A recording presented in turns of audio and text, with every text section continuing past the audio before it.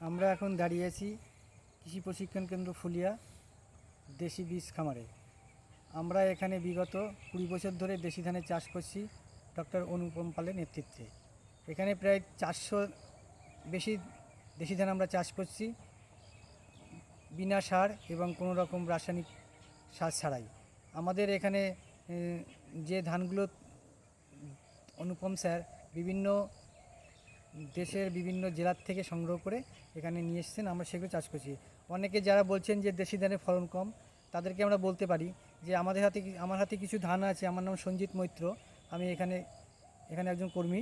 আমার হাতে একটা আছে মাগুরি, এটা আপনি দেখুন কত বড় শীষটা, এতে মোটামুটি কাঠায় মন হবেই।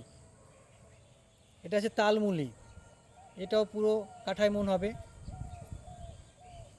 কেরালা সুন্দরী, আর এটা আছে রাবণ শাল। আচ্ছা, গায়ের মধ্যে রাখলে কি হচ্ছে দেখি পরপর, আলাদা আলাদা করে রাখলে পিসগুলো। একদম বাঁদিকেরটা হচ্ছে তালমুলি, তারপরে হচ্ছে মাগুরি, তারপরে হচ্ছে কেরালা সুন্দরী, রাবণ শাল, তারপর হচ্ছে রাবণ শাল। আপনারা এটা দেখেই বুঝতে পারবেন যে এটা কত লম্বা এবং কত এর মধ্যে দানার সংখ্যা কত আছে। প্রায় 450-র কাছাকাছি, 400-450 হয়ে যাবে। আর কোনোটায় তো 500-র কাছাকাছি হতে পারে। 500-র উপর হয়ে যাবে। আচ্ছা, 1000 দানার ওজন কত হতে পারে? 22 গ্রাম, 21-22 গ্রাম হয়ে যাবে, বা তার বেশি হবে, তার বেশি হতে পারে।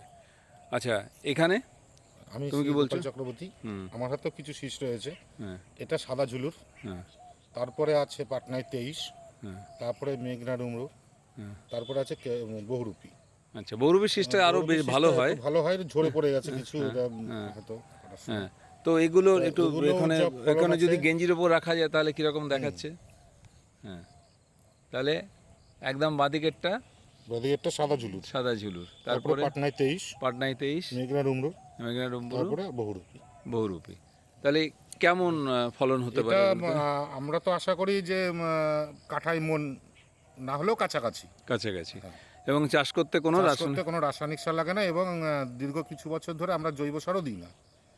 মাটি যা তৈরি হয়ে 10 বছর ধরে শুধুমাত্র অ্যাজোলা দিয়ে চাষ হচ্ছে। তাহলে যারা দেশি ধান সম্বন্ধে মানে ভুল বুঝেছে, তারা এই ভিডিওটা দেখতে পারে। আচ্ছা, থ্যাংক ইউ।